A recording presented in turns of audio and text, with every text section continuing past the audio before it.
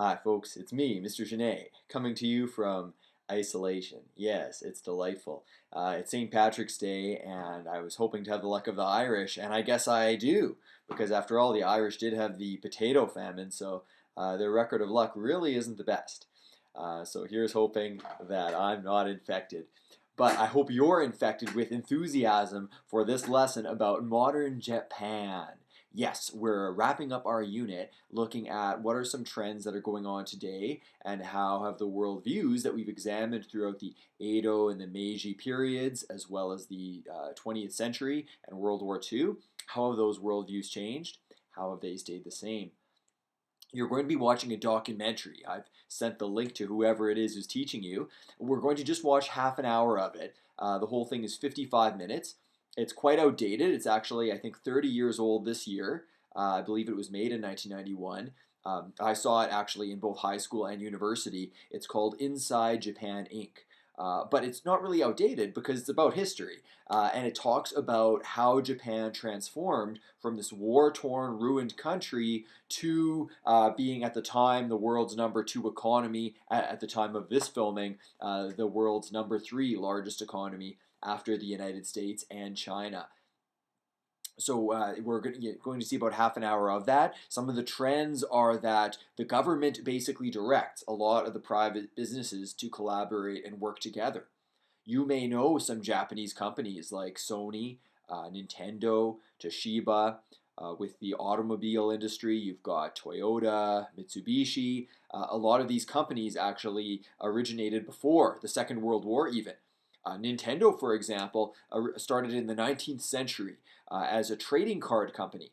Before, of course, making their big fame as video game makers starting in the 1980s. So that's definitely worth checking out. I have to caution you with that video, there is actually a scene around the 20-minute mark. You do actually witness a political assassination. So it's a black and white video that they show, and they kind of slow things down. They mention that this politician's vision and warnings about the violence and the specter of pre-war Japan would prove to be hauntingly accurate. And then they slow it down and show an assassin come at him with a knife. So I would just caution you that if you're squeamish, you want to look away. You don't see blood or anything, but it's worrisome. Okay, so that explains Japan. That video explains very well Japan from the end of World War II to the 1990s. But what has happened since then? I mean, in the 30 years in between. So we'll see actually that the Japanese work culture from that late 20th century was very much about stability.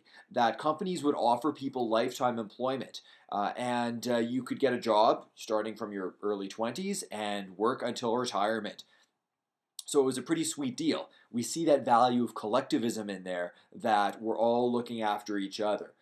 You're not just going to fire someone because you can save some money. However, in the 1990s, particularly by the late 90s, around the time of the dot-com bubble when it burst, there was a real slowdown of the Asian economies, and Japan really suffered. And so some of these companies, out of necessity, had to cut some jobs.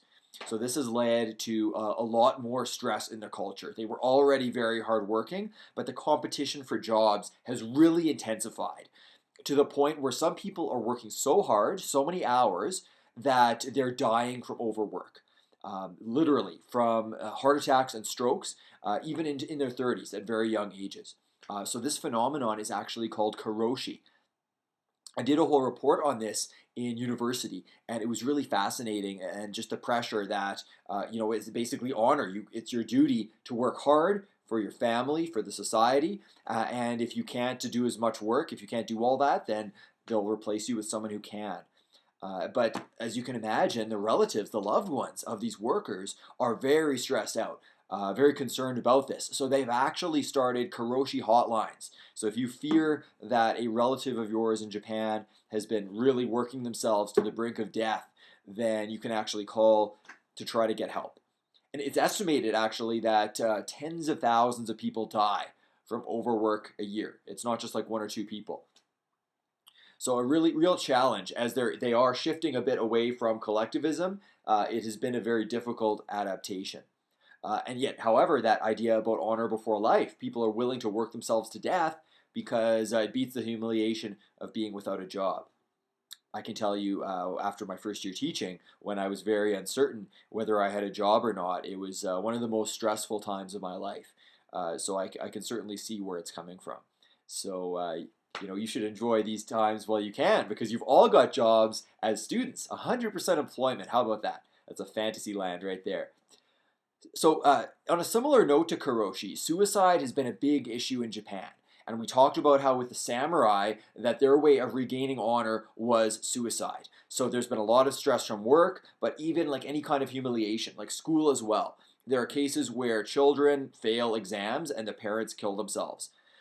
So this is definitely a big problem. Suicide is devastating, and the Japanese government has actually been taking a lot of steps to try to discourage this. So they've had suicide hotlines, all kinds of mental health programs. They've been spending hundreds of millions of dollars, or the equivalent of that in yen, their currency, to stop this. And they've had success. Actually, the suicide rate, let me just check my number here. Got this on the handy dandy PowerPoint.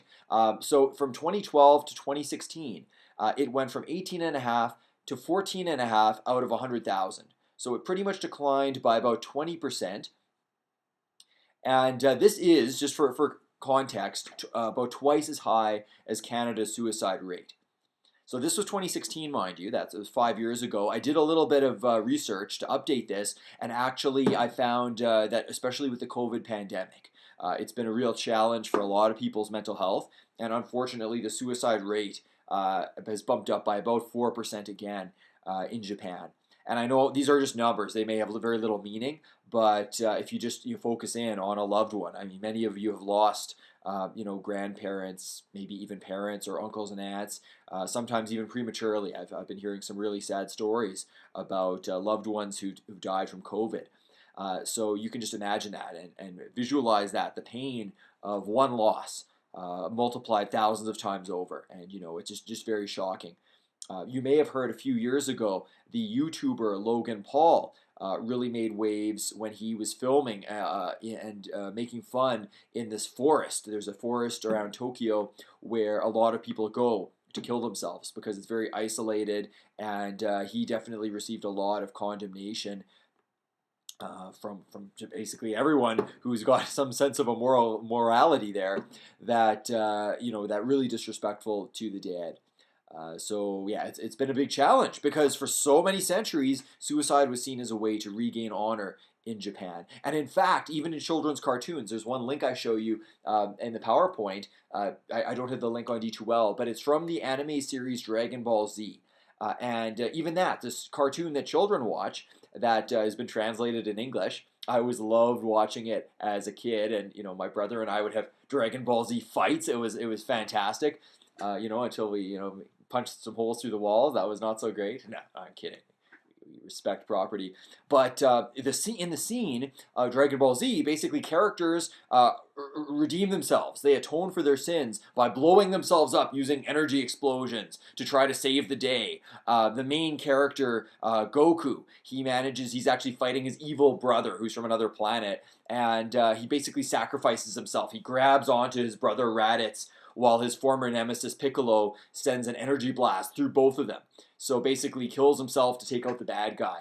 And so that's basically being upheld, that the hero does that to save the day. So in a way, that value is still being sustained in Japanese culture. There's definitely something we can admire about self-sacrifice, but we really do want to live to tell the tale. And the Japanese government is really promoting living to tell the tale. So hopefully after COVID, their suicide rates can go down. That's been a problem, actually, not just in Japan, but they had a very bad starting point. Okay, another issue that Japan is struggling with is the aging population. So it's pro and con.